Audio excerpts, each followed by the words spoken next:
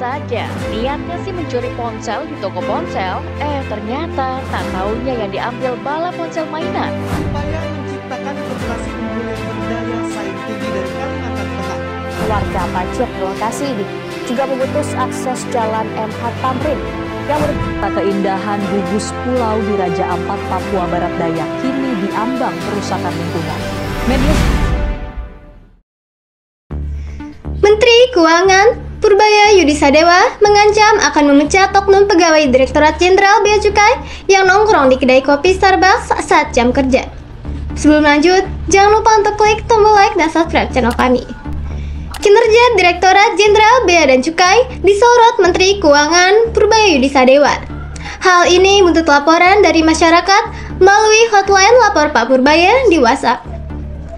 Salah satu aduan yang dibacakan Purbaya adalah oknum pegawai Bea Cukai berseragam lengkap yang nongkrong setiap hari di gerai Starbucks.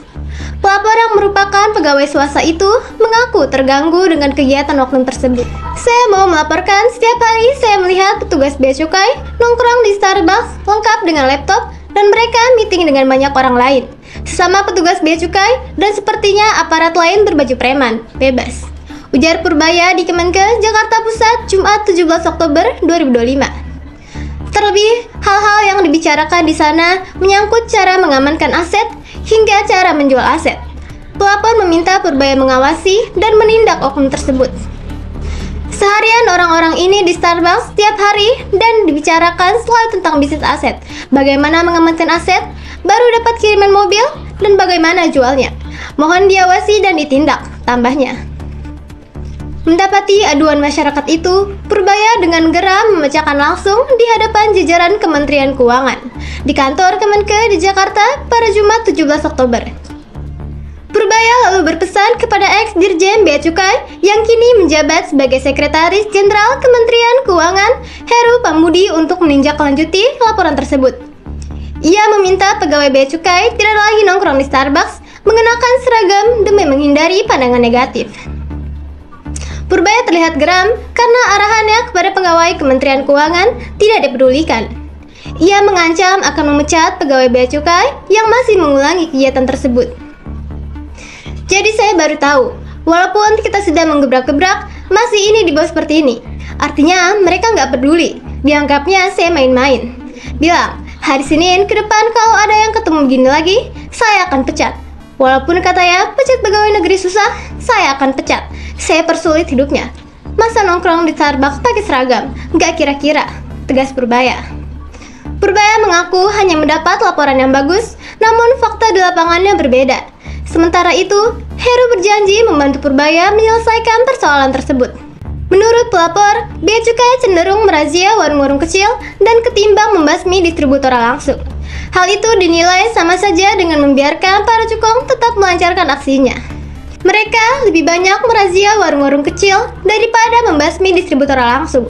Ini sama saja tetap memberikan kehidupan bagi para cukong-cukong yang menjadi distributor terbesarnya. Mereka Bea Cukai seperti tutup mata dan telinga, kata Purbaya membacakan laporan itu di kantor Kemenkeu Jakarta Pusat, Jumat 17 Oktober. Purbaya berjanji menindaklanjuti laporan tersebut dan mengerahkan jajarannya di Kemenkeu. Ia juga berkomitmen membasmi para cukong yang disebutnya di backup pihak Bea Cukai itu sendiri. Katanya banyak backingnya paling orang Bea Cukai juga.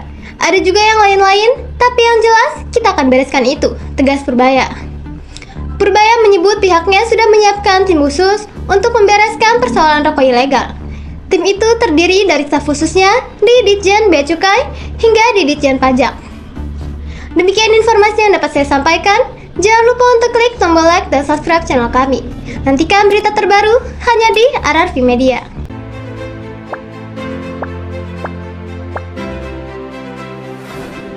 Ada-ada saja, niatnya sih mencuri ponsel di toko ponsel, ternyata tak taunya yang diambil bala ponsel mainan. Upaya menciptakan korporasi unggul yang berdaya saing tinggi dari Kalimantan Tengah. Warga Pacet lokasi ini juga memutus akses jalan MH Tamrin yang merupakan keindahan gugus pulau di Raja Ampat, Papua Barat Daya kini diambang kerusakan lingkungan.